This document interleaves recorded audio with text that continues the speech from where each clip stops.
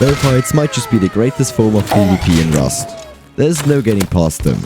Most players spend their whole first day of their wipe fighting off players with their bow, oftentimes even against better weapons. And sometimes you actually make a play and suddenly you love this beautiful weapon. And in my case, I really love the bow. And today, I'll be giving you a few tips and tricks on how you can get better with it. Now I myself only have about 1,200 hours, which isn't much. I mean, in that time, I could have only learned to speak like 2 languages. What am I doing with my life? But for Rust standards, that isn't that much. So why would you listen to a guy like me when it comes to bow tips? The short answer is because I'm brimlocked as fuck. And the long answer is that I really enjoy bow PvP and just fresh wipe in general, and I only play the first couple of days. And I also have huge gear fear. But all that aside, from my 1.2k hours, probably more than 1,000 are spent with bow PvP and this bow server, which I always play when I'm bored. And that is actually quite often because, I mean, why do you think I upload YouTube videos? So in today's video, I'll be sharing some tips and tricks on how you can improve your bow PvP, and at the end of the video I'm gonna show you the perfect server for practicing your bow skills. And the first scenario that we'll go over is a situation in where there's no cover and just you and your opponent on an open field. This is probably the simplest of all the bow fight scenarios, as it only comes down to 2 factors: your aim and your movement. And let's begin with the aim. A lot of the skill in aiming is just repetition and practice, but there's one tip that I can give you, and that is to not instantly shoot when your bow has recharged.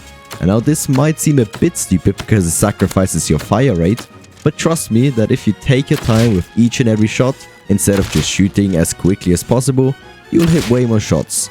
On top of that, when you take your time, you can predict the strafing of your opponent way better.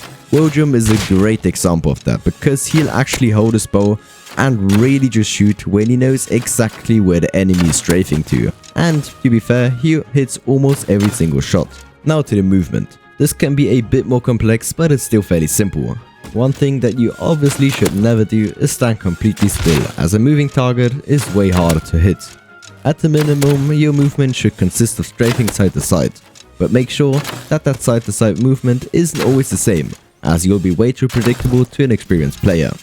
Additionally to that, you can sprint shoot, or however you want to call it. What I mean by that is to pull your bow to exactly here, then let go and sprint, and then before the animation ends, just pull back your bow again and shoot.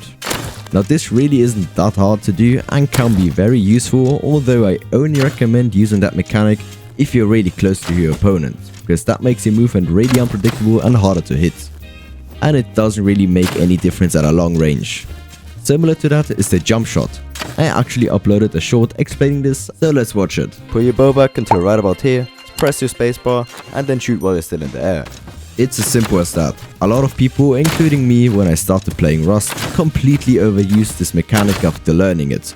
But in an open field scenario, it has little to no use, as I personally find it easier to hit people in the air than on the ground, as you have very restricted side-to-side movement, which makes you really predictable. So basically, you should just not jump shot in an open field situation. Now moving on to the second situation, which is a fight with cover. And that is what bow PvP is all about. These situations allow you to win fights against better players, groups, and even outgeared people. Meaning even if your aim isn't that great, you can easily win fights if you have the better cover. And you get that by being aware and spotting an enemy before he spots you. And then just find a rock or any sorts of cover to hide behind. Here is where you can use jump shots to maneuver around your cover and find angles where you can shoot him, but he can't shoot you. Another great example for that would be the roof at Mining Outpost. This is a fight you'll almost always win against the guy inside, as you can just constantly change your peaks, making you almost impossible to hit. So don't force fights if the situation isn't perfect, as an avoided fight is a fight you won.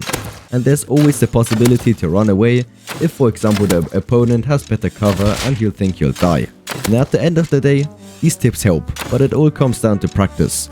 So hop on this server that I'm showing you right now and just grind out bow PvP. It's not only really fun, but it gets your bow PvP better. And I think all this great information deserves us up. So if you've enjoyed, then please do that. And I of course hope to see you next time. Bye bye.